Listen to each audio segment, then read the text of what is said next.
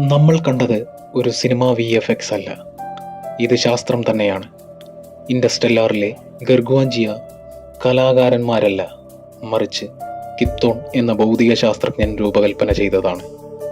സംവിധായകൻ Christopher Nolan ഭൗതിക ശാസ്ത്രജ്ഞനായ കിപ്തോണിനെ സമീപിച്ചു. കലാപരമായ ആശയമല്ല അവർ VFX ടീമിന് നൽകിയത്, മറിച്ച് ഐൻസ്റ്റീൻ്റെ സിദ്ധാന്തങ്ങളാണ്. പുതിയ സോഫ്റ്റ്വെയർ ഉപയോഗിച്ച് അതിനെ ചിത്രങ്ങളാക്കി. ഗർഗ്വാഞ്ചയ്ക്കടുത്തുള്ള ഗ്രാവിറ്റിയിൽ സമയം വല്ലാതെ പതുക്കെയാണ്. ജലഭൂമിയിലെ 1 മണിക്കൂർ, ഭൂമിയിലെ 7 വർഷം. കേൾക്കാൻ കെട്ടിച്ചമച്ചതുപോലെ തോന്നുമെങ്കിലും അത് ശാസ്ത്രീയമായി സാധ്യമാണ്. ഇനി മുതൽ ഇൻഡർസ്റ്റെല്ലാറിലെ ബ്ലാക്ക് ഹോളിനെ നിങ്ങൾ പഴയതുപോലെ കാണില്ല. സിനിമയും ശാസ്ത്രവും ഇത്ര ഉഗ്രതയോടെ ഒന്നിച്ച മറ്റൊന്നുണ്ടോ?